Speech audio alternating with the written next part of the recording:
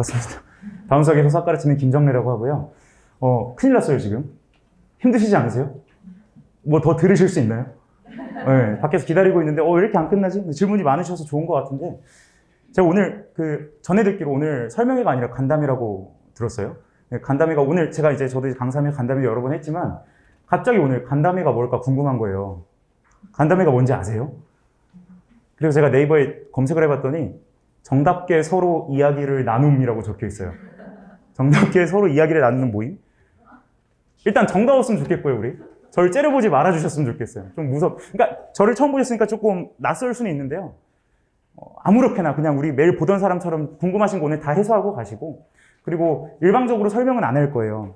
그러니까 제가 앞에 한 3분 정도 가볍게 떠들고 오늘 오신 목적이 뭘지 사람마다 다를 수 있기 때문에 질문 많이 해소하고 가시면 될 것 같아요. 저는 김정래라고 하고요. 아마 오늘 이제 가장 기초적인 내용은 지금 예비골 학부모님들이시죠. 이 친구들이 이제, 예년과 다르게 조금 일찍 수업을 시작하는 이유, 앞에서 충분히 말해줬을 것 같고요. 미적분을 수업하시는 선생님이시고요. 저는 이제, 수원수투를 수업을 하게 될 텐데, 들으셨겠지만 예년에 하던 수업이 아니에요. 왜 올해부터 이 수업을 깔았는지 먼저 가볍게만 말씀을 드리면, 학생들이 이제 고등학교 올라와서 제가 가르치다 보면요. 굉장히 잘하는 아이들임에도 불구하고, 수능스럽지 않게 꾸역꾸역 푸는 걸 너무 많이 봤어요. 그러니까 안타까운 거죠. 왜냐하면 학생들도 저보다 똑똑한 친구들이 정말 많아요. 그렇다고 해서 제가 멍청한 건 아니지만 저도 서울대 나왔거든요. 네, 근데 이렇게 공부하지 않았으면 더 좋았을 텐데 발상이 왜 여기 갇혀있지 이런 것들을 너무 많이 봐서 중3 때 그걸 좀 미리 뚫고 가면 좋지 않을까 해서 시도한다고 보시면 돼요. 그래서 이제 중3이면 중반기말 좀 땡겨서 볼 텐데 그 시기 다 빼면 12회차 정도 나오더라고요. 그래서 수원 6번, 수투 6번 수업한다고 보시면 될 거고, 제 수업은 쉽진 않습니다. 미적분은 좀 기초 개념부터 간다고 들으셨을 텐데, 저는 수능 준킬러, 킬러 이상만 다루게 될 거예요. 그래서 기본적으로 수원 수투를 최소 한 번, 근데 한 번 했으면 좀 진하게, 아니면 2번 이상 한 친구들이 들으면 정말 기하급수적으로 성적은 아니죠. 실력이 오를 수 있게끔 수능적으로 발상하는 연습을 시킬 거예요. 그러니까 예를 들어서 수열 같은 것도 정석, 센 이런 데서 공부하는 그런 게 아니고요. 수능에서는 이런 발상이 필요해. 이걸 기하학적으로, 수적인 대수적이 아니고 기하학적으로 접근해야 돼. 수투도 아까 말씀하셨겠지만 다 미분해서 그래프 그리는 게 아니야. 우리가 그래프를 관찰해서 느낄 줄 알아야 돼. 그런 수학적인 관념들을 좀 심어주는 수업이라고 보시면 되고요. 솔직히 말해서 제가 막 이렇게 얘기해도 와닿지가 않으실 거예요. 네. 그냥 이제 좀 잘하는 친구들 사고 트여주게 하는 수업이라고 보시면 돼요. 그리고 안타까운 게 저희도 이미 수업이 풀로 차 있고 그리고 예비고일 대상으로 하는 수업이다 보니까 저는 부담을 주기 싫어서 주 1회로 잡았지만 주 1회는 단점이 있죠. 무슨 단점이 있을까요? 무슨 단점이 없을까요? 보통 주 2회, 3회 정도 하잖아요. 그렇죠? 주 1회 수업하면 연결이 안 돼요, 수업이. 저번 주 1회를 분명히 수업했지만 여기서 또 내용을 이어가려고 하면 다시 설명하고 넘어가는 경우가 많아요. 그래서 제 수업은 그거를 연속적으로 수업하면 그만큼 효과가 떨어질 거기 때문에 매주 다른 파트로 수업을 할 겁니다. 그래서 요 단원에서 요즘에 최근에 4, 5년 동안 수능에서 요런 게 나오고 있고 너네가 이렇게 공부했겠지만 이렇게 바라보는 게 중요하고 다음엔 또 요 단원에서는 이번 수능에 이게 나왔고 그런 수업이라고 보시면 돼요. 그래서 레벨은 좀 높게 치겠지만 얻어갈 건 많을 거라고 봅니다. 그래서 이 친구들 저도 이제 고1, 2, 3을 다 수업을 하고 있고 의심의 눈초리를 좀 지워드리자면 중에서 가장 많은 학생들이 수강하는 강사 중에 한 명이에요. 좀 어려 보이죠? 저 어려 보이려고 노력했거든요. 2학년 같은 경우도 저희 아이들은 시험을 잘 봐요. 근데 저는 보시다시피 원장님이랑 좀 스타일이 달라요. 그래서 저는 뽀멀하지도 않고요. 애들이랑 막 놀면서 수업하는 걸 좀 바라고요. 그리고 수학이 즐겁다는 걸 좀 알아줬으면 좋겠는 게 제 교육학적인 신념인데 양정 이번에 100점 1명 나왔는데 저희 반이고요. 영일고도 100점 1명 나왔는데 저희 반이고요. 그리고 마포고 외곽 학교들 1등들이 너무 많아요. 한 학년에도 막 10명씩 있어요. 그러니까 저희 반은 시험을 잘 보는 반이고 다만 인원이 좀 많죠. 2학년은 거의 60명 정도 되고 1학년에서 2학년 올라갈수록 많아집니다. 근데 1학년은 지금 한 30명 이쪽 저쪽 되는 것 같아요. 그래서 예비고일 때부터 미리 저랑 라포를 좀 형성하고 그리고 저는 수업을 좀 즐겼으면 좋겠거든요. 그래서 겨울에 애들 데리고 서울대 탐방도 가고 그래요. 그래서 이제 좀 꿈을 실어줬으면 좋겠고 그리고 학생들도 왜 공부하냐면 의대 가려고 막 이래요. 근데 이게 좀 저랑 생각이 다르실 수 있지만 왜 의대 가려고 그래 그러면? 간지나잖아요. 멋있잖아요. 저 돈 많이 벌려고 막 이래요. 저는 돈 많이 벌려고 의대 가는 사람은 의사가 되면 안 된다고 보거든요. 그래서 항상 왜 공부하는지 그리고 진짜 인생의 목표가 뭔지를 계속 얘기해 주려고 노력한다고 보시면 되고, 뭐 그럼에도 불구하고 의대를 가겠다고 고집하는 애들이 있어서 저희 여름방학 때 클리닉 가는 거 혹시 알고 계신가요? 그러니까 저희 수강생들은 여름방학 때 월화수목금 아침에 무조건 와서 클리닉 시키는데 조교를 엄청 많이 써요. 저희 조교진 라인업 자랑 좀 해도 될까요? 서울대 의대, 서울대 의대, 서울대 치대, 서울대 생명공학부, 공대, 수학교과, 그러니까 서울대로 다 세팅을 해놨어요. 그러니까 이게 장점이 뭐냐면 애들이 막 물어보죠. 선생님, 서울대 의대 가면 뭐가 좋아요? 선생님 학교 다닐 때 어떻게 공부했어요? 그러면서 동기부여가 되는 거예요. 그죠? 그래서 좀 애들이 좀 수학을 즐기면서 본인이 왜 공부하는지 아는 학생이 되게끔 하는 신념을 갖고 가르친다고 보시면 됩니다. 지금 제가 하고 있는 건 설명회죠? 그죠? 앞뒤가 다르네요. 그죠? 앞에서 질문 많이 하셨을 텐데, 사실 궁금한 걸 좀 해소하셨으면 좋겠어요. 지금 시기가 고등학교 어디 갈지 고민하고 계실 거고요. 그리고 학원 어디 보낼지 학원 많잖아요. 근데 학원마다 이제 막 계속 저울질 하실 텐데, 너만의 장점이 뭐야? 이런 거 물어보셔도 되고요. 그리고 학원 선택할 때 뭘 주안점으로 두는 게 좋을까? 뭐 질문하셔도 되고요. 뭐든 저랑 얘기하다가 갑시다. 밤새도 돼요. 네. 진짜로 대신 정답게 질문해 주셔야 돼요. 무섭게 질문하시면 저도 무서워요. 네? 질문 있으실까요? 예비고가 보통 11월에 정규직이 많이 만들어졌어요. 맞아요. 지금 애들이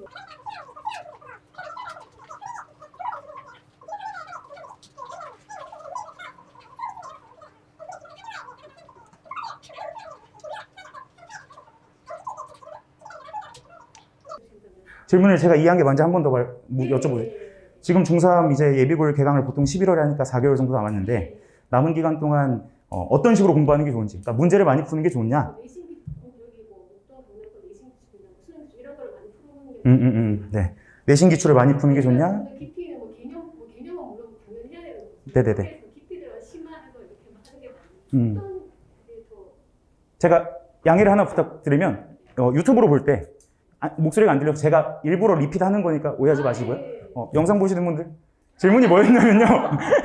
저희 중3 애들이 4개월 동안 이제 앞으로 뭐 심도 있게 개념을 파는 게 좋은지, 아니면 내신 기출이나 수능 문제풀이를 좀 더 하는 게 좋은지, 어떤 방향으로 공부하는지가 근본적인 질문인 거죠 지금. 저희 아이가 지금 다니는 학원은 그냥 쌤만 주구장창 하고 그래서 제가 지금 하고 하다 보니 네.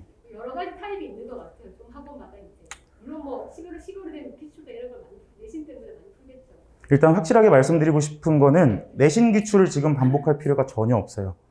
전혀 도움이 안 됩니다. 어차피 다 까먹고 나중에 어차피 할 일이에요. 그러니까 지금 시기에 가장 도움이 되는 거는 아까도 말씀드렸듯이 심도 있게, 그러니까 교육과정상 이 내용이 어떻게 연결이 되고 이게 어떻게 쓰이고 실제로 수능 킬러에 어떻게 응용이 되는지 그 흐름을 읽는 게 더 중요한 거고, 그렇게 되려면 기본적으로 심도 있는 개념이는 당연히 바탕이 돼야 되는데 센을 뭐 2번 이상 푼다? 저는 절대 반대하고요. 그렇다고 해서 지금 뭐 수능 킬러인 뭐 자기수리 문제집을 잡고 푼다? 이거 뭐 학생들마다 차이는 있겠으나 저는 추천 안 합니다. 그러니까 저는 부끄러운 거 하나 말씀드리면 전 영재교가 없었어요. 그러니까 좀 과학고밖에 없을 시절인데 떨어졌거든요. 그러니까 영재교 지금 준비하는 친구들이 있을 수 있다고 보는데 선행을 많이 안 해요. 그러니까 저도 이제 수학 상하 정도까지만 선행하고 학교 들어갔는데 그 나름에서 오는 고충들이 있었어요. 선행이 안 돼 있다 보니까. 그래서 아이들을 가르칠 때 선행 필요 없어. 이렇게 얘기하진 않습니다. 분명히 필요한 작업이긴 해요. 근데 그 선행이 정말 판서식으로 개념 다 듣고 그거 이용해서 문제 푼 알고리즘 거의 외우다시피 해서 문제 많이 풀고, 이거는 하등에 쓸모가 없고요. 어차피 나중에 다 할 일이고, 만약에 선행을 하고 싶다면 개념이 아까 말씀드렸지 개념과 개념이 어떻게 연결되는지 공부하는 게 중요하지. 문제풀이 저는 솔직하게 말해서 센 한 것만 꼼꼼하게 풀어도 중학교 때는 큰 소득이라고 봐요. 네, 문제집 많이 풀지 마시고요. 한 권 잡고 한 권 딱 풀면 다음 단어 넘어가도 돼요. 그리고 강남권 내신 기출 이런 거 말씀하셨는데 지금 내신 기조 한번 가볍게 말씀을 드리자면 지금 애들 교육과정이 18년에 바뀌었어요. 2018년부터 지금 교육과정으로 들어왔어요. 그래서 그 초창기에는 문제가 좀 참신한 게 많았습니다. 왜냐하면 출판사들에서 이제 문제집을 막 찍어내던 시절이에요. 센, 일품 막 이런 거 다 새로 나오던 시절이라 학교에서 막 문제집마다 참신한 문제들이 있잖아요. 이거 골라서 많이 시험에 냈어요. 시험 대비가 편했는데 이게 지금 5년 동안 문제집이 개정이 안 됐어요. 다 그냥 매년 똑같이 찍어내고 오탈자만 검수하고 다시 찍어낸 거 센 개정판 정도 있어요. 그러다 보니 이제는 문제지를 어디서 내냐? 내신이 모의고사 수능 킬러에서 냅니다. 그러니까 아이들이 지금 대치 쪽은 더 심화한데 대치나 목동 내신 기출을 반복한다는 건 사실은 수능 기출의 변형을 반복하는 거랑 똑같다고 보시면 되거든요. 그래서 뭐 내신 기출을 공부할까 수능 킬러를 공부할까는 차이가 없다고 보셔도 되는데 그걸 반복하는 것 자체가 저는 의미가 없다는 거예요. 어차피 나중에 다 할 작업이고 그냥 모래 위에 집 짓는 거라고 봐요. 문제 잘 푸는 거랑 수학 잘하는 거랑 다른데 저 같은 경우는 수학 잘하는 애들을 키워내는 게 목적이고 그리고 수학을 좀 즐기는 걸 키우는 걸 목적이라고 해서 4개월 동안 수학상화 문제집 풀지 마시고요. 어차피 그 겨울방학 때부터 할 엄청 시간이 많아요. 그러니까 지금은 차라리 뭐 수학 1이나 수학 2를 공부는 하되 문제 푸는 공부가 아니고 개념적으로 이제 뭐 내가 예를 들어서 너 뭐 이 개념에 대해 알아 했을 때 대답이 나오는 그런 식의 이해에 쌓이는 게 제일 중요한 시기라고 봅니다. 어떤 과정을 하든지 그게 궁금하죠. 전혀 상관없고요. 사실 애들 역량의 차이예요. 그러니까 저도 고1 것까지만 하고 갔지만 제가 뭐 입시를 망하진 않았잖아요. 그래도 서울대 수학교육과를 장학금 받고 들어갈 정도면 잘한 거 아니에요? 한심한가요? 제가 만약에 미적분까지 했으면 좋았겠지만 사실 솔직하게 까놓고 얘기해서 우리 간담회니까 정겹게 얘기를 할게요. 지금 미적분까지 완벽하게 이해를 하는 학생들은 한 10,000명 중에 1명이라고 봐요. 정말로 없다고 봅니다. 공부하고 넘어와도 아까 말씀드렸듯이 수원수도 다 하고 저는 이제 한 애들을 봤지만 다시 가르쳐보면 애들이 막 침 흘리면서 와 수원수가 이런 거였나? 막 이래요. 그러니까 좀 강한 어조로 말씀을 드리자면 뭘 배우고 왔는지 모를 때도 많아요. 그래서 제대로 공부하는 게 중요하지 어디까지 공부했는지 저는 신경 안 쓴다고 봅니다. 근데 이 정도는 했으면 좋겠어요. 이제 얘가 내신 들어가서 1등급을 받고 싶다. 수원 정도까지가 마지노선이라고 보면 딱 얼추 맞을 것 같아요. 네. 뭐든 질문해 주시면 아는 한에 답변 드릴게요. 학교마다 내신 기출이 어떤지 이런 것도 궁금하시지 않으세요? 네. 정답게 얘기를 나눠볼까요? 네. 선생님이 좋은 같은 강의를 다시 녹화해서 아이들이 볼 수 있게 해주시는 그런 네. 시스템이 있는지 궁금해요. 네. 제 수업을 표현을 이렇게 하셨어요. 주옥 같은 강의를. 수업 듣고 복습용으로 다시 받을 수 있는지 여쭤보셨는데요. 당연합니다. 매 수업 다 촬영하고요. 복습용 영상은 저는 근데 유튜브는 안 해요. 유튜브로 하면 이거 단점이 뭐냐면 제가 몇 년 전에 유튜브로 강의를 촬영했더니 제 수업이 돌더라고요. 솔직히 우리 얘기해 볼까요? 링크 공유하시잖아요. 야, 이거 어디 학원 어디 수업인데 들어봐 이러잖아요. 근데 전 그게 싫은 거예요. 그래서 저는 직접 촬영을 해서 메일로 그냥 영상을 쏴줍니다. 그래서 모든 수업을 2번, 3번 들을 수 있고요.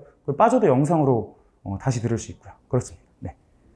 혹시나 그 목동네 친구들 이외에 기숙학교에 들어가거나 이런 친구들도 수업을 들을 수 지금 저희 재원생 중에 지방에서 영상으로만 듣는 친구들도 있고요. 그리고 뭐 하늘고나 상상고 이런 친구들은 방학 때만 와서 수강을 하고 학기 중엔 자료만 받아서 따로 공부를 해요. 자료는 제가 뭐 하늘고 정도, 인천 정도면 이제 퀵으로 쏴주고요. 지방이면 메일로 보내줍니다. 네, 그래서 지방에서도 수업을 들을 수는 있으나 솔직하게 말해서 현장감이라는 게 존재해요, 수학에는. 그리고 궁금한 걸 질문할 수도 있어야 되고요. 그래서 저는 그렇게 강하게 추천은 안 하는데 애들이 꼭 그렇게 듣겠다고 해서 듣더라고요. 네, 너무 주옥 같은 강의라서. 네. 또 질문 뭐든. 선생님 수업도 역시 특강을 듣게 되면 하이퍼반에 그냥 이렇게 아이들의 상태를 보고 그쵸. 네. 솔직하게 말씀을 드릴게요. 제가 지금부터 가르쳐 봤을 때 같은 수업을 따라오기 힘들겠다는 아이들이 있는데요. 저는 솔직히 그 수학 실력도 중요한데 애들이 마음이 안 다치는 게 중요해요. 그래서 방학 때 이 선생님이랑 어느 정도 라포가 형성됐고 나랑 수업 스타일을 어느 정도 맞췄는데 조금 수업을 넌 듣기 따라오기 힘들 것 같으니까 딴 반 가, 딴 학원 가 이러는 건 저도 마음이 안 좋아서 잘 안 하거든요. 그래서 의지가 있으면 계속 듣게끔 합니다. 하이퍼반 수업을. 근데 이제 도저히 그것조차로도 커버가 안 될 정도면 말씀을 드려요. 근데 그게 아니면 다 입반을 할 수 있고요. 근데 입반 테스트가 없을 뿐이지. 그리고 네, 제 수업을 들으면 하이퍼반 수학원까지 연결 지을 수 있습니다. 네. 과제가 있나요? 과제가 예비 볼 때요? 아니 특강 수업 듣는 아니, 지금 여는 거예요? 과제가 많진 않아요. 제가 아까도 말씀드렸듯이 과제가 있냐고 여쭤보셨어요? 문제를 많이 다루진 않고요. 난이도를 높일 거라서 한 단원에 많아봐야 20문제에서 30문제일 거예요. 한 문제당 막 해설이 30분이 넘어가는 것도 있을 수 있어요. 그러다 보니까 과제량이 막 7, 80문제 되진 않고요. 그리고 제 수업 만드는 게 아니잖아요.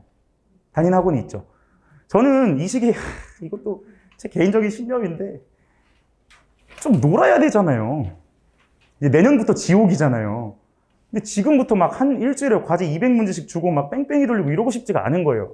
차라리 너 왜 공부하는지 좀 알려주고 싶고 그래서 과제를 많이 내주진 않아요. 대신 수업했던 거 복습하고 다 풀어왔는지는 검사를 합니다. 그래서 모르는 거 질의응답하고요. 네. 특강 입반도 없습니다. 특강은 누구나 들을 수 있으나 이해할 수 있는 친구들이 들었으면 좋겠어요. 네.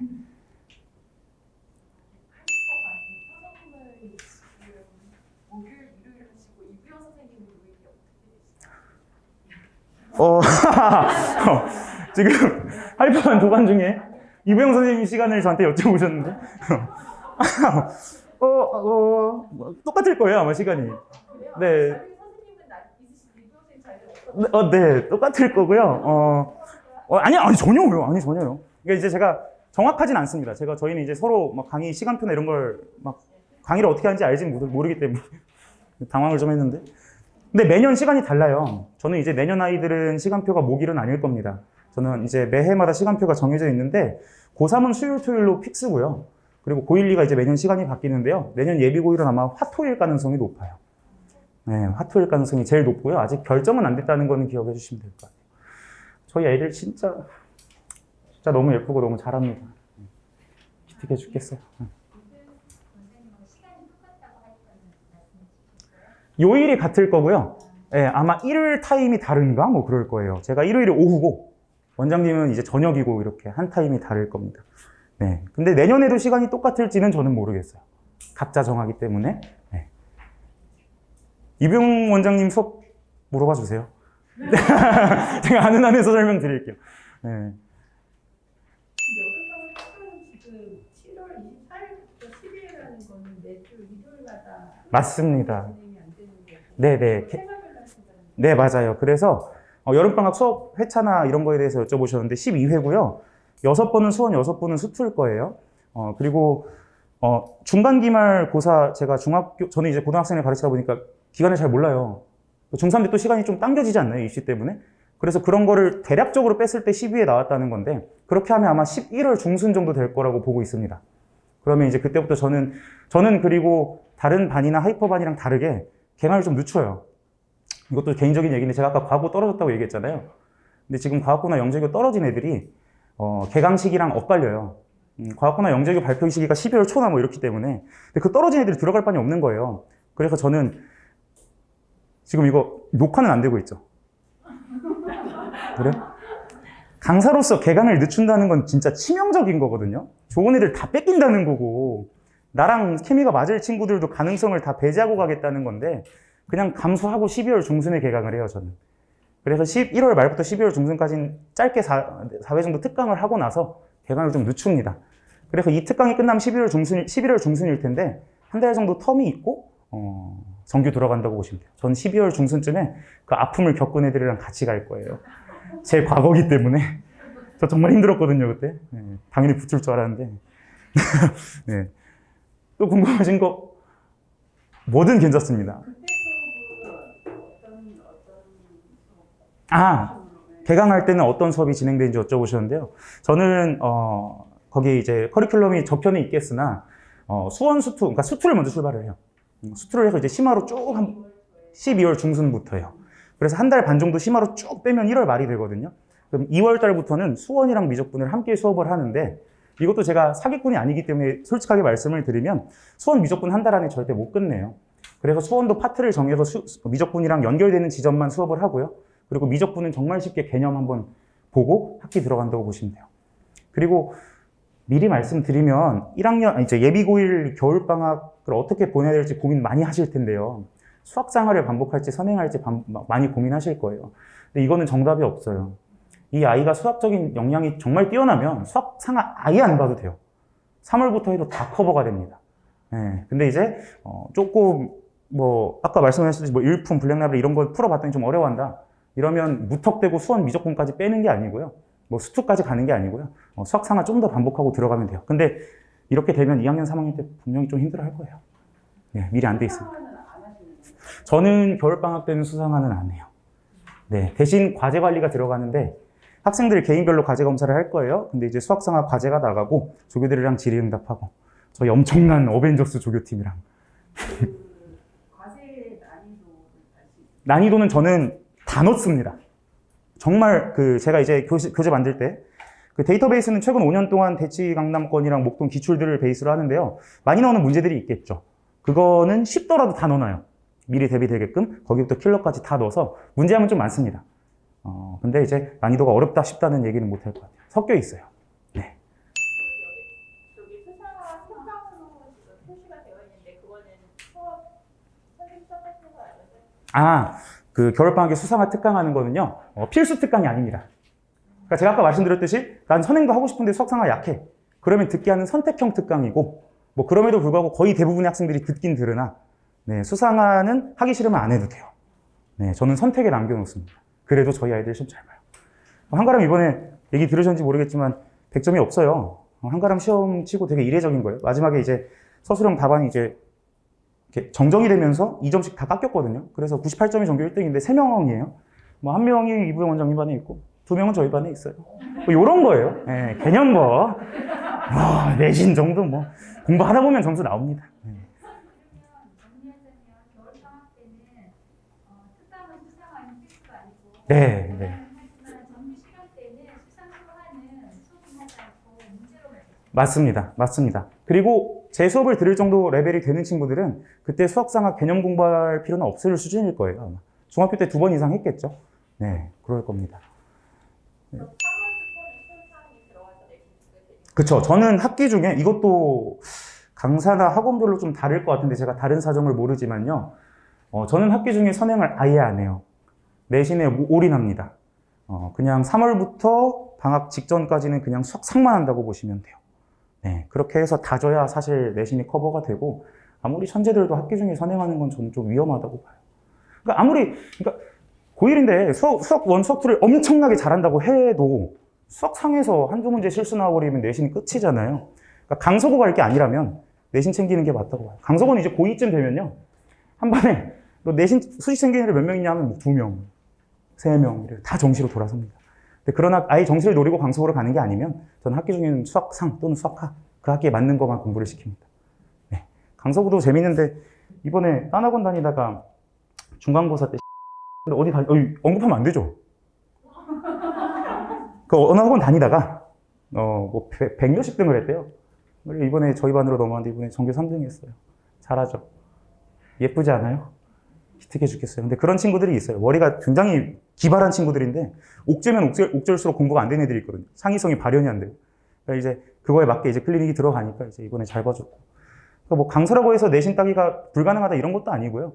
학생들마다 이제 잘 보는 시기도 있고 못 보는 시기도 있는데 아무리 성향이 달라도 저는 학기 중에는 선행은 안 합니다.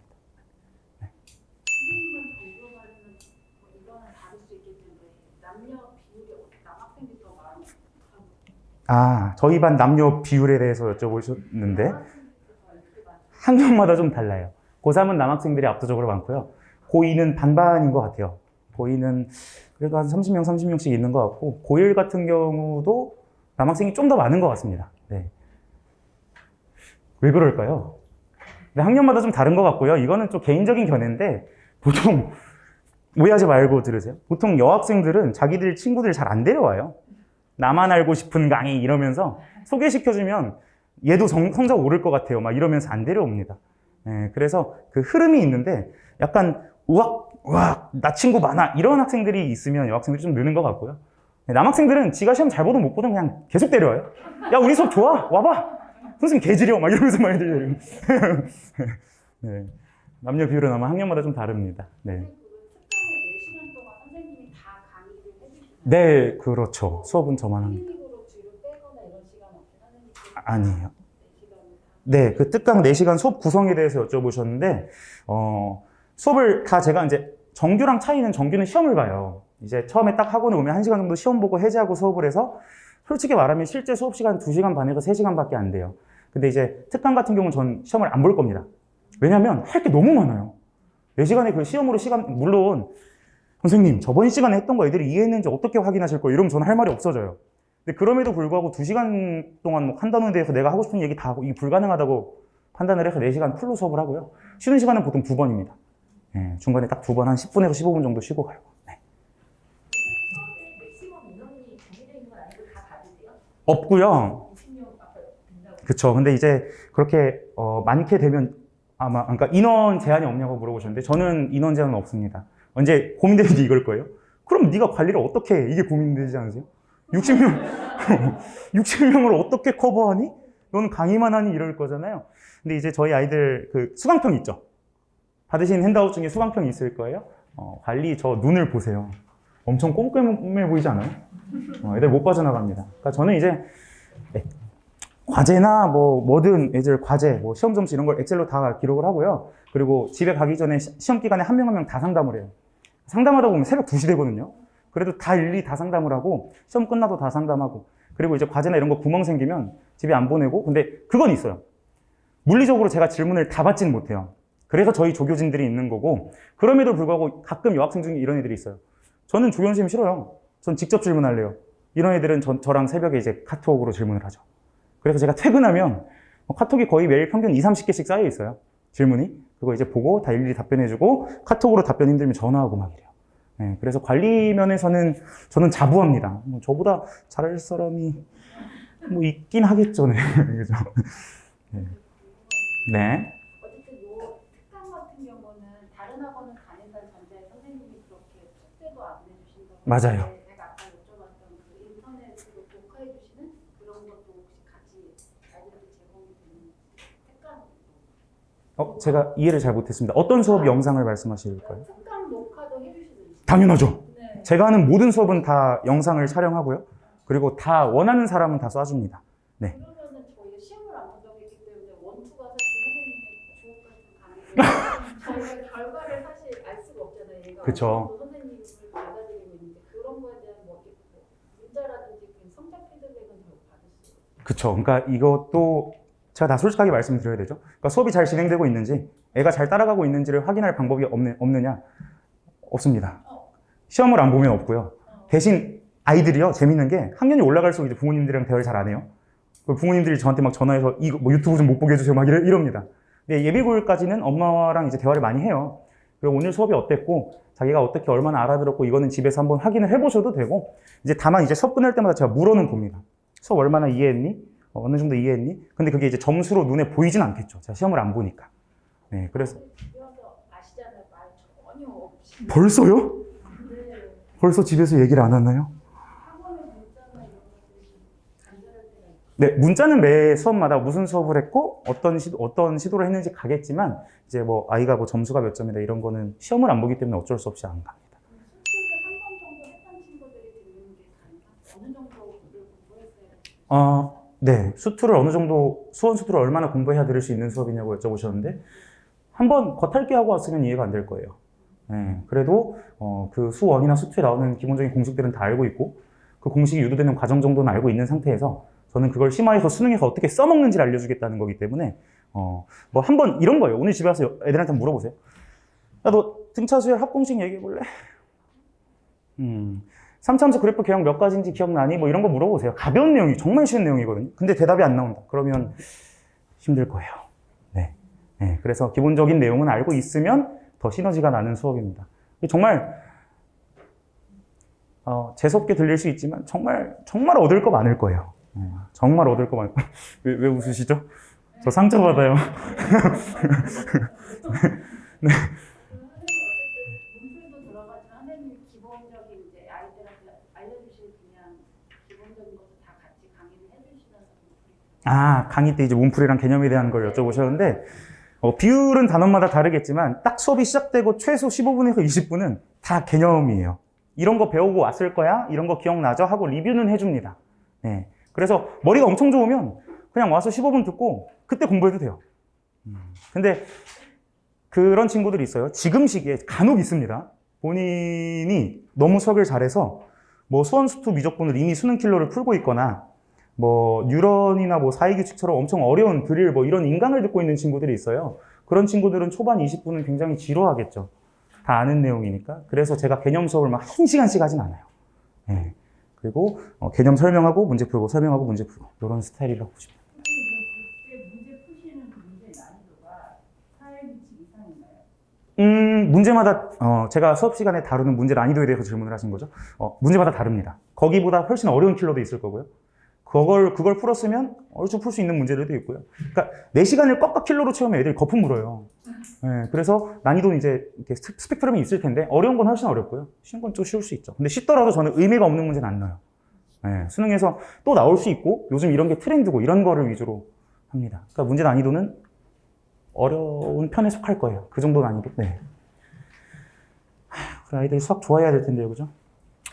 한교관이 3년을 계속하시는 반이잖아요. 네. 근데 저희 이제 전 처음이어가지고 내신이랑 수능이랑 그게 어떻게 같이 이제 사실 정시 대비한 친구들도 수시를 보는 친구도 있을 텐데 그게 어떻게 같이 이렇게 이루어지는지. 그 수업 시간에 내신이랑 수능이 어떻게 동시에 학습이 될 수 있는지 물어보신 것 같은데요. 고1 때는 없어요. 고1 수학상화는 아시다시피 이제 수능의 직접 출제 단원이 아니고요. 수학원 수학투 미적분 또는 수학원 수학투 선택 과목이 수능에 나오잖아요. 그래서 1학년 때는 뭐 수업을 듣는다고 해서 수능 대비를 하는 느낌은 아닐 거예요. 학교가 어디든 간에. 근데 2학년 때부터는 그런 친구들 종종 있죠. 이것도 강서구 아이들이 많은데 저는 정시 파이터니까 수능 필러 풀지 내신 문제 안 풀 거예요. 물론 내신에만 나오는 지역적인 문제들이 분명히 있죠. 근데 내신이랑 수능이 따로 준비되는 시기는 아니라고 보면 돼요. 그래서 2학년, 정말 많이 양보를 해도 2학년 2학기 때까지는 내신 대비가 곧 수능 대비지만 미적분에서 함수를 꼬고 이렇게 절대값을 씌우고 합성함수라고 평행대칭 이동을 하고 이런 수능적인 발상들이 있잖아요. 이런 거는 고1 때부터 가르쳐요. 그러니까 미리 저는 이제 뇌 속에 씨를 뿌린다고 생각을 하는데 이게 당장의 내신에 안 나오지만 고3 때 받아들이기 편할 수 있도록 미리 빌드업을 한다고 보시면 돼요. 그래서 제 수업을 들었던 애들은 고3 돼서 고3 킬러를 풀 때 야 우리 이거 1학년 때부터 연습했던 거 아니니? 하면 맞아요 막 이래요. 근데 이제 저도 이제 3학년까지 수업하다 보니까 3학년 올라갈 때 들어오는 친구들이 있거든요. 이제 고1 때 안 듣고 3학년 때 들어온 친구들은 뭔 소리지 이런 애들이 되게 많아요. 그러니까 이게 수업의 연속적인 거고 내신이랑 수능을 따로 대비하는 건 아니고요. 따로 대비하는 건 3학년 때부터입니다. 미적분 같은 경우는 수능에 나오는 스타일이랑 내신 스타일이 많이 달라요. 근데 이제 수원수투 같은 건 아까도 말씀드렸듯이 모의나 수능 평가원 기출을 많이 변형해서 내신에 내고 있고 그러다 보니 내신 대비할 때도 수능 킬러는 다 풀어야 돼요. 그래서 저 직보 자료도 최근 3개년 모의 기출로 줍니다. 그거 선별해서 거기서 이제 문제가 똑같이 나오고 막 이러거든요. 그래서 내신이랑 수능을 동시에 준비하고 따로 준비하는 거는 이제 고3 때 할 얘기인데 고1, 2 때까지는 별수 비슷하게 가지만 강의하는 도중에 3학년 때 이게 이렇게 변화돼서 나와. 3학년 수능에는 이게 이런 식으로 변형될 거야. 이런 발상을 미리 가르쳐 놓는다고 보시면 돼요. 네. 맞아요. 이게 고민이 되실 겁니다. 학교를 어디 가냐에 따라서 내신 수능이 차이가 있는 학교도 분명히 있기 때문에 목동고 같은 경우는 요즘에 트렌드가 바뀌어서 학교에서 모의 기출만 모아서 막 5, 60문제씩 프린트를 주고요. 거기서 시험을 다 그대로 내버려요. 그러니까 애들이 좀 바보가 되는 지름길이죠. 달달 외우니까. 근데 그런 식으로 수능을 대비한다고 하는 학교도 있고요. 아니면 양정이나 강서처럼 완전히 그냥 창작 문제로 내는 학교들도 있는데 이런 거는 내신형, 수능형이라고 가르기가 힘든 문제들이 많아서 따로 준비하는 건 아닌 것 같아요. 2학년 때까지. 네. 그러면 한 반에 60여 명 되는 아이들이 있으면 네. 내신 준비하는 기간에는 어떻게 진행되세요? 저희는 아까도 말씀드렸듯이 내신 기간에도 수능 킬러들을 다 풀어요. 따로 공부를 안 시킵니다. 네. 그걸 이제 수능 공부가 잘 되는지는 모의고사 점수로 이제 중간중간에 확인이 가능한데 이것도 1년에 모의고사 언제 보는지 아실까요? 고1, 고2 때는 3번 봐요. 3월, 9월. 저 마이크 떨어졌대요. 죄송해요. 고1, 고2 때는 모의고사를 3번밖에 안 봐요. 3월, 9월, 12월 이렇게 보거든요. 근데 거기서 평가하는 것밖에 방법이 없고요. 제가 마이크 때문에 당황했는데 질문이 뭐였죠? 내신 준비 기간에는 네네. 학교별로 프린트나 이런 풀어야 되는 것들이 있을 거잖아요. 네네네. 거기에 대한 준비는 어떻게 학교 프린트가 있는 경우는 제가 따로 불러서 체크를 해주고요. 목동고 같은 경우도 이제 프린트가 대놓고 내잖아요. 이런 친구들은 따로 시간을 잡아서 제가 다 풀어줍니다. 다 풀어주는데 학교 프린트가 보통은 없어요. 그럼 이제 내신 기간에도 똑같이 공부한다고 보시면 돼요. 근데 그게 이제 불안하실 수 있죠. 지루하세요? 불안하실 수 있으나 사실 고1, 고2 때까지 수원수투까지는 내신 대비랑 수능 대비가 차이가 없다고 기억하시는 게 맞다고 저는 생각을 합니다. 네, 아예 없다고 보시면 돼요. 네. 그런 학교들이 있어요. 학교를 비하하는 목적은 아니지만 시험을 대놓고 쉽게 내는 학교들이 있습니다.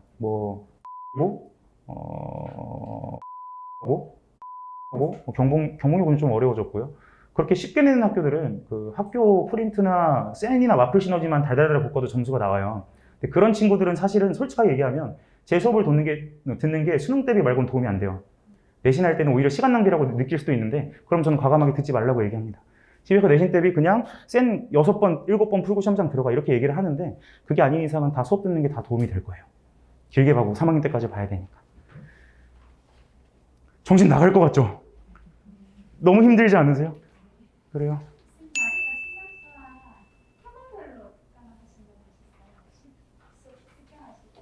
겨울방학 때 하는 특강 말씀하시는 건가요? 아, 수원수투 말씀하시는 거죠? 아, 제가 이번에 수업하는 수원수투 테마별로 수업하는 거냐고 물어보셨는데 맞아요. 그래서 하루는 뭐 등차수열, 하루는 뭐 귀납적 정의, 뭐 하루는 뭐 삼각함수 이렇게 단원이 좀 구분되게 가르칩니다. 맞습니다. 아니요, 진도는 정해져 있어요. 네, 자체 교재로 수업을 합니다, 저는. 네. 좀 더 될 가능성이 높고요. 30문제에서 40문제 사이로 워크북을 구성을 할 거예요. 그래서 거기서 수업 시간에 다른 것도 복습하고 못 풀었던 거 풀어오고 그 정도의 수입니다. 3, 40문제 사이라고 보시면 됩니다.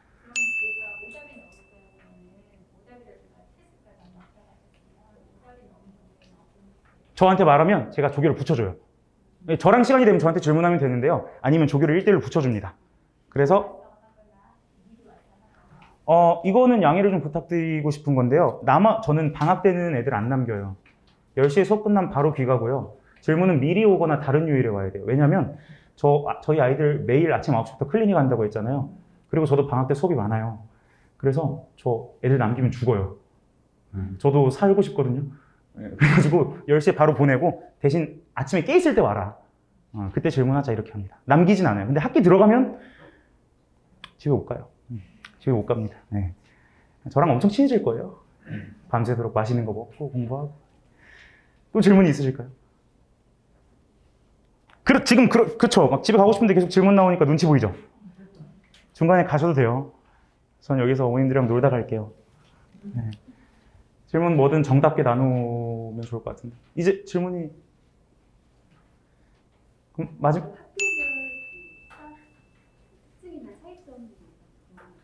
궁금하신 학교를 찝어주시면 제가 아는 한에서 설명을 드리겠습니다. 고민하고 있는 학교가 있으실까요? 애들 학교 진학. 네. 목동고 진명여고 한가람고. 목동고랑 진명여고는 시험이 굉장히 어렵다고 보시면 되는데 진명여고는 예측하기가 어렵게 어렵고요. 목동고는 예측 가능하게 어려워요. 목동고 같은 경우는 학교 프린트에서 변형을 한다곤 하지만 숫자나 상황을 조금씩 틀어놔서 이번 목동고는 시험 만점이 60점인 거 아시죠? 이번에 1학년 수학 상 기말고사 평균 20점 나왔어요. 미친 거죠? 저희 반 40점 정도 나온 애들이 1등급 컷 근처라고 보면 돼요. 이번이 좀 유독 어려웠던 것도 있지만 보통 목동고는 엄청 어렵다고 예측이 가능한 문제들이 나오지만 시간 안에 못 풀게 되는 스타일이라고 보시면 되고요. 그래서 소위 피지컬이 중요해요. 가지고 있는 계산이 빠른다거나 실수가 없다거나 알고 있는 거 잘 푸는 애들이 있죠. 이런 애들이 가면 좋고 진명은 예측이 불가능하게 나옵니다.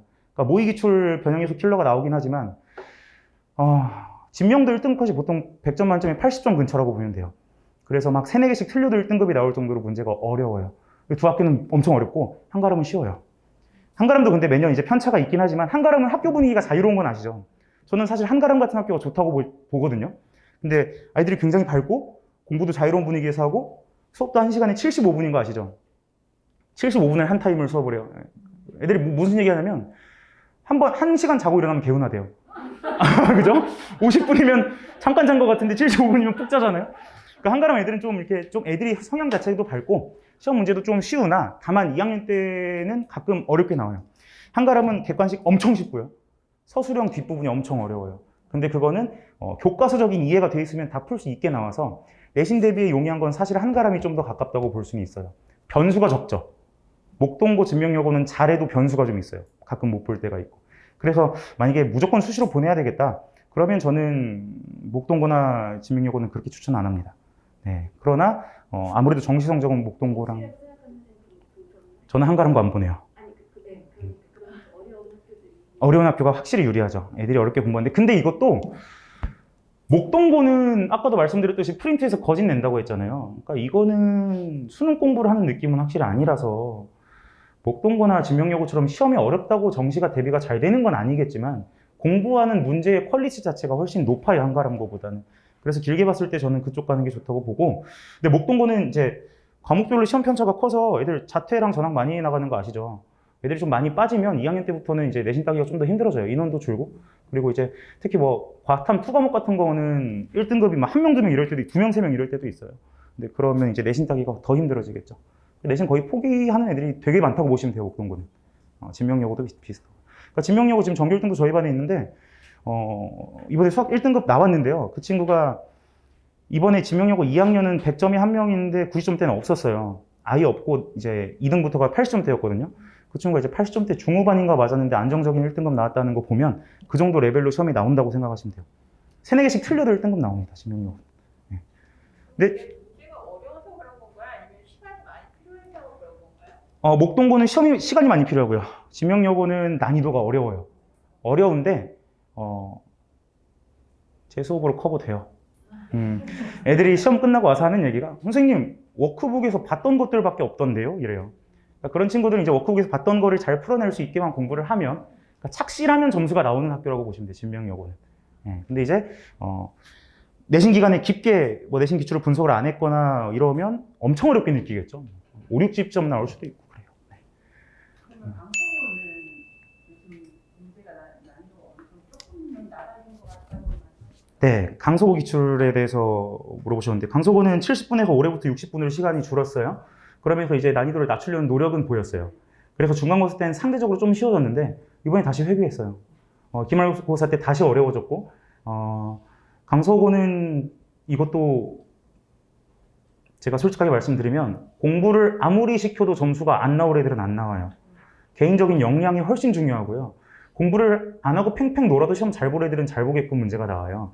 근데 그게 잘못됐다고는 안 보지만 이런 거예요. 내신 대비하면서 문제를 막 2000문제씩 풀었는데 여기서 못 본 게 계속 나온다는 거예요. 학교 선생님들이 막 옛날 문제에서 끌고 오거나 막 지역적으로 문제를 만들어서 내거나 이런 경우들이 있는데 좋죠. 사실 공부 머리 좋은 애들 걸러내기도. 근데 한 중위권이나 중상위권 애들한테는 지옥 같은 거예요. 내가 아무리 공부해도 못 푸는 문제가 계속 나오니까 내신 대비 안 해버리죠. 그래서 강서구는 대비하기가 어렵고 시험도 쉬워졌다고는 하나 제가 볼 때는 엄청 어렵습니다. 네, 엄청 어려워요. 대인은 어떤가요? 대일고가 4년, 5년 전까지는 쉬웠어요. 근데 이제 한 3년, 2년 전부터 특히 그랬는데 어려워요. 특히 뒤에 이제 단답형 같은 경우는 상당히 어렵게 나오고요. 근데 영일 대일의 공통적인 특징은 예측이 가능하게 어렵습니다. 예를 들어서 모의기출에서 이런 상황을 변형해서 나올 것 같으면 나와요. 그러니까 대일고는 대비가 가능한 학교고, 근데 그럼에도 불구하고 쉽진 않아요. 절대 쉽지 않습니다. 이거 오해하시면 안 돼요. 절대 쉽지 않아요. 영일고도 영일이나 대일이나 둘 중에 어디가 더 유리한가요? 영일, 대일 중에 어디가 나을지 어려운 질문인데요. 매년 이제 그 학생들이 어떻게 모이느냐에 따라 분위기가 형성이 됩니다. 근데 저는 영일고가 좋은 것 같아요. 그러니까 올해 분위기로 치면 영일고가 좀 더 공부하는 분위기인 것 같고요. 뒤로는 영일은 되게 그러니까 별로 안 좋다고 그렇게 많이 들어가지고. 저희 2학년, 1학년 전교 1등 둘 다 저희 반에 있어요, 영일고 친구들이. 근데 그 친구들은 우직하게 공부하면 점수를 만들 수 있다는 확신이 있어요. 근데 대일고는 탑 클래스 애들도 미끄러질 수 있다는 부담이 있어요. 시험이 어렵다 보니까. 그래서 내신 대비에 수월한 건 영일고라고 보고요. 다만 영일고 짜증나는 건 아시죠? 1학년 때 화학 1을 합니다. 네, 화학 1을 1학년으로 끌고 오다 보니까 이제 과탐이 탄탄한 친구들한테 이득이죠. 과탐을 잘하면. 근데 그게 어려우면 1학년 때 굉장히 내신 대비할 때 힘들어하고요. 또 영일고는 이런 차이도 있어요. 제가 기억이 정확하진 않은데 기술과정인가 한문인가 뭐 이렇게 두 과목을요. 중간기말에 다 보는 게 아니고 앞반은 중간고사 때 뭐 이 과목을 보고 뒷반은 반대가 B 과목을 봐요. 기말 때는 반대로 앞반이 B 과목을 보고 뒷반이 A 과목을 봐요. 근데 이게 형평성이 좀 안 맞긴 하죠. 난이도가 다를 수 있고. 그래서 그런 데서 변수가 좀 나와요. 예, 앞반이 시험 볼 때 더 쉽게 나왔으면 내신 대비가 용이할 수 있고. 그러니까 그런 이상한 변칙적인 걸 좀 많이 영일고에서 시도를 하고요. 대일고 영일고 중에 고려를 해야 된다. 내신을 원한다. 전 영일고 보낼 것 같아요. 예. 저희 대일고 애들한테 미안하죠. 신목고는 시험이 조금 예측이 힘든 게 뭐냐면 공립이잖아요. 다른 학교랑 다르게 공립이다 보니까 선생님들이 순환이 있어요. 그래서 이게 일정한 트렌드 자체가 없습니다. 그러니까 매년 난이도도 다르고 문제 스타일도 달라지는데 요즘에는 그래도 꽤나 어려운 상태예요. 특히 작년 2학년은 엄청 어려웠고요. 저희 반에 그 각 학교에서 1등한 애들도 80점대 나왔었어요. 근데 올해는 좀 쉬워졌고 그래서 난이도가 이제 예측이 잘 안 됩니다. 근데 신목고도 확실한 거는 쉽진 않아요. 꽤 어렵고 교과서 그래도 교과 내용에 충실하려고 하는 노력은 보여요. 뭐 강서나 대일처럼 지역적이게 어렵게 내는 건 없다고 보셔도 돼요. 네, 근데 신목고도 상당히 어려운 편이죠. 신목고. 네, 근데 저는 수학밖에 몰라요, 신목고는. 죄송해요. 네. 배감고는 쉽습니다. 배감고 시험 난이도는 쉽고요. 근데 이것도 공부한 친구들한테 쉽고요. 배감고도 막 시험이 막 예를 들어서 내가 경기도권이나 뭐 지방에서 학교를 다니는데 배감고 기출을 푼다고 어렵게 느낄 거예요. 근데 뻔하게 어렵게 나와서 배감고는 대비하기가 너무 쉽고 배감고는 100점 나와야 돼요. 배감고는 무조건 100점을 맞아야 되는 시험이라 실수 없는 애들이 가기 좋죠. 그러니까 머리는 좋으나 계산 실수가 나오고 이런 친구들은 뭐 배감고나 뭐 선유고나 이런 데는 안 가는 게 맞아요. 실수 하나로 2등급 나오고 이러니까. 네. 네? 매년 달라서 이것도 신목고 1등급 컷은 말씀드리기 어려운데 제 기억에 작년 수원이 70점대였나 이랬어요. 1등급 컷이. 올해는 아직 등급 컷이 안 나왔으니까 잘 모르고요. 근데 보통은 80점대에서 움직인다고 보시면 됩니다. 신목고 1등급 컷은. 네. 신목고도 시험이 어려워요. 네. 저희는 요즘 큰 애가 없어서 그런지 저희 같은 경우는 GP를 아무리 잘 봤어도 중학교 같은 경우 수행을 완전히 못 봐서 막 그렇게 해가지고 삐뜬 친구들도 있고 그러거든요. 고등도 그렇게 수행 비중이 크나요? 네, 가셔도 됩니다. 네. 수행의 비중도 학교마다 다른데요. 강서고 같은 아예 비중이 없는 수행을 안 하는 학교도 있고요. 근데 이제 양정처럼 수행의 비중을 좀 둔다거나 이런 학교들은 꽤 있죠. 목동고도 수행 비중이 좀 크고요. 시험을 보고 이렇기 때문에 수행의 비중은 학교마다 좀 다른 것 같아요. 제가 좀 말씀드리기 어려울 것 같아요. 근데 수행에서 깎이는 친구들은 사실 불성실해서 깎이는 거지 못해서 깎이는 건 아니기 때문에 네. 수행 걱정은 보통 안 합니다. 네. 그리고 학교 경시 고민하실 수 있는데 경시가 요즘 많이 없어졌죠? 학생부가 개편되면서. 그래서 학교 경시도 고려 안 하셔도 되고요. 교과로 가는 게 제일 좋은데 그 서울대 직윤, 서울대 의대 합격자 70% 컷이 1.08이에요, 내신이. 1.08이면 거의 3년 내내 1등급이어야 된다는 얘기고 연세대 의대는 아마 70% 컷이 1.05인가 03인가 그랬어요. 그러니까 이건 지방에서 점수를 만들어줘야 갈 수 있는 점수라서 주요 메이저 의대는 수시로는 거의 이 동네에서 못 간다고 보셔야 돼요. 네, 차라리 정시를 노리는 게 의대 가긴 편하다. 이렇게 보시면 됩니다. 네. 뭐든요. 제가 마지막으로 그러면 한 개만 더 받고 갈까요? 힘들어 죽겠죠.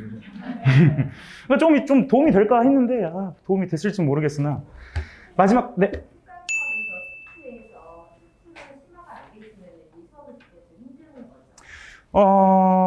심화까지는 필요가 없으나 네.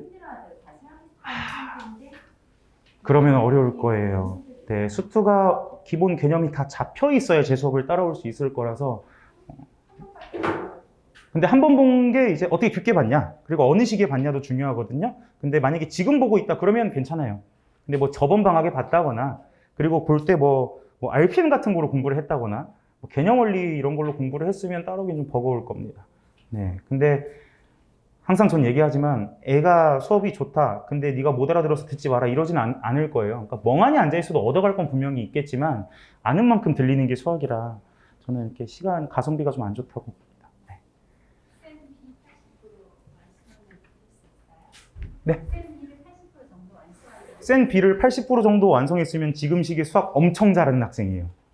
수학 2를 센 B를 80% 풀었다? 그러면 제 수업 들어가기엔 괜찮을 텐데 쉽진 않을 거예요, 그래도. 네. 다 가시네요. 우리도 갈까요, 그러면? 네.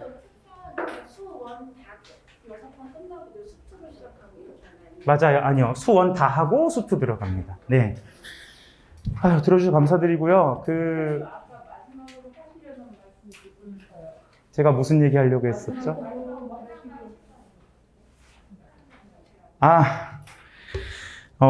저는, 그래요. 네. 저는 아이가 없어요. 전 자녀가 없어요. 그래 보이죠? 있어도 괜찮을 나이이긴 한데요. 없어요. 그래서 사실 어머님들 마음을 100% 이해는 못해요. 이 아이가 얼마나 잘 됐으면 좋겠고 이거 이해를 못하지만 저는 솔직히 건방지게 주제넘게 어머님들한테 말씀을 드리자면 공부가 좀 다가 아니라는 걸 꼭 애들한테 좀 말해 주시면 좋겠어요. 그러니까 애들이 정신적으로 피폐한 친구들이 너무 많고요. 가르치다 보면 그 점수 만능주의에 빠져 있는 애들도 많고요. 학원에서 관리가 세게 들어가야 된다라는 압박을 가지고 있는 친구들은 제가 볼 때는 인생을 사실 저랑은 길어봐야 2, 3년 보잖아요. 근데 대학 가서 혼자 본인의 인생 살아야 되는 거라고 보는데 자기가 알아서 자기 시간 쓰는 법을 잘 몰라요. 그래서 저는 지금 시기에 저는 제가 대학교 입학할 때요. 저 2분만 떠들게요. 면접 보는데요. 우리 대학교 그 서울대 교수님들 앞에서 우리나라 교육은 썩었다고 얘기했어요. 미쳤죠. 지금 생각하면 정신 나간 거예요. 너무 전인 교육에 힘쓰고 있고 너무 애들 압박감이 크다, 부담이 크다 이래놓고 교육 현실을 바꾸고 싶다. 저는 교육부 장관이 되겠습니다 이랬는데 지금 사교육 전선에서 이러고 있죠. 저도 사실 현실과 타협한 케이스긴 하지만 그 과정에서 애들이 공부 때문에 스트레스를 받는 게 너무 안타까워서 왜 공부하는지를 좀 알려줘야 되는 시기가 아닌가. 예, 차라리 조금 봉사활동도 좀 시켜보시고 그리고 내년부터는 할 수 없는 활동들이 많잖아요. 그런 것도 좀 많이 시켜서 제특강 안 들어도 되거든요. 이거 듣는다고 뭐 대학 잘 가고 못 가고 이런 거 아니거든요. 그러니까 시간을 좀 아이들이 좀 행복할 수 있게 해주시는 게 낫지 않나. 이렇게 말하면 저 학원한테 혼나거든요. 네. 좀 애들 한 명 한 명이 소중하기 때문에 그 말씀 드리고 싶었어요. 너무 공부 성적 안 해야 우리 아이들이 밝게 주제 넘는 소리였습니다. 네.